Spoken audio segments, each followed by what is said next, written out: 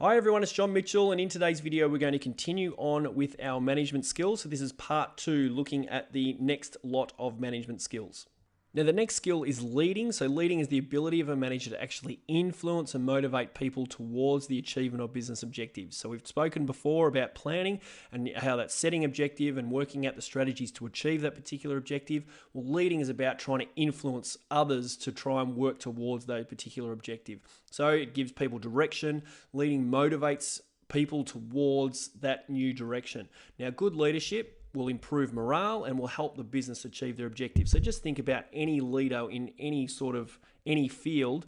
Well, good leaders will be communicators. They'll be great communicators. They'll be able to lead by example. They'll provide support to those that are finding things difficult. They can act as a mentor, resolve disputes, or even encourage others. They show confidence towards the cause, and that enables other people to follow. So just think, really good leading can help inspire people towards a common cause where they're all working towards the achievement of the same objective.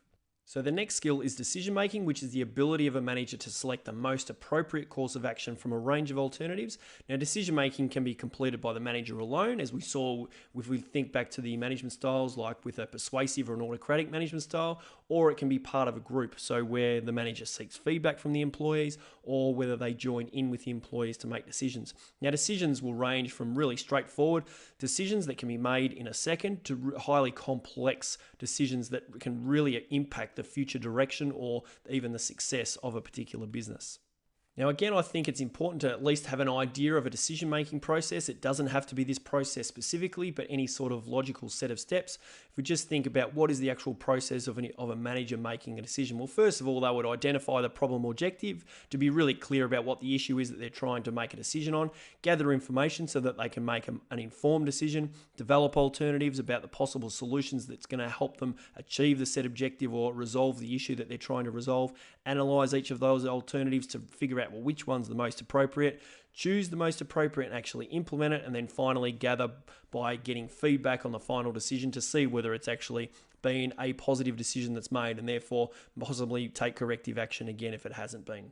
Now, the final skill in our study design is the interpersonal skills, which is the ability of a manager to communicate and interact with a whole range of people, but develop positive relationships while doing that. So having good interpersonal skills allows the manager to communicate really accurately and honestly with employees and other stakeholders, but maintain strong relationships. So it's a really important skill if they're going to get people on board, if they're going to try and go through change. It's a very important skill to try and get the best out of employees and other stakeholders. Now, what it can do is it can help build a really strong culture where relationships are highly valued. Now, some people think that interpersonal skills means that, all right, it always has to be positive. There always has to be, good things said. And that's not necessarily the case. You can still, if good interpersonal skills are used and strong relationships have been developed and a manager actually wants to discipline an employee or tell them that they haven't quite been performing up to what is the expectation, then if they've built that strong relationship, it's more likely that the employee can really take that information on board because they know that the manager is looking out for them through those interpersonal skills.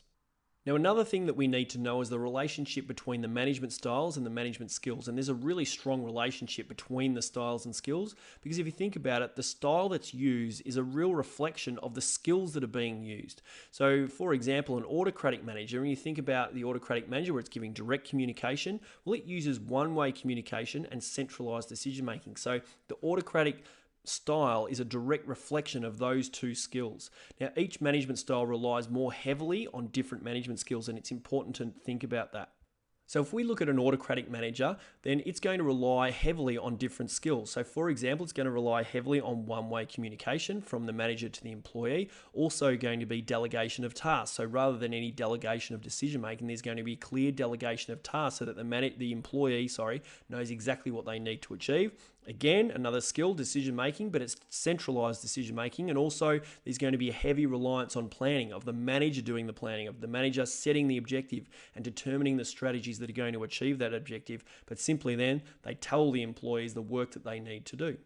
Whereas if we look at a participating management style, well, it's going to use communication, but it uses it in a different way. It uses two-way communication. Also uses delegation like the autocratic. However, now it's not just delegation of tasks, it's also delegation of authority in terms of decision making. There's interpersonal skills. It's going to be a heavy reliance on building relationships, communicating and building relationships between the manager and the employee. And also there's going to be decentralized decision making. So again, the autocratic manager used decision making, as all of these management styles use decision making, but it's the type of decision making that's being used. And with a participating management style, it's the decentralized decision making that's being used. So hopefully that helps you see the strong relationship between the management styles and the management skills.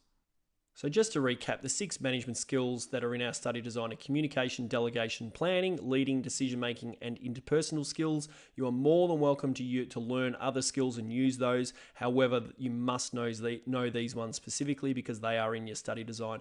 And so it's just also important to be able to express the relationship between the management style that's used and the skills that management style relies upon. So for questions, activities, and to find out more about our SAC and exam preparation lectures, then come on over to teachingbubble.com.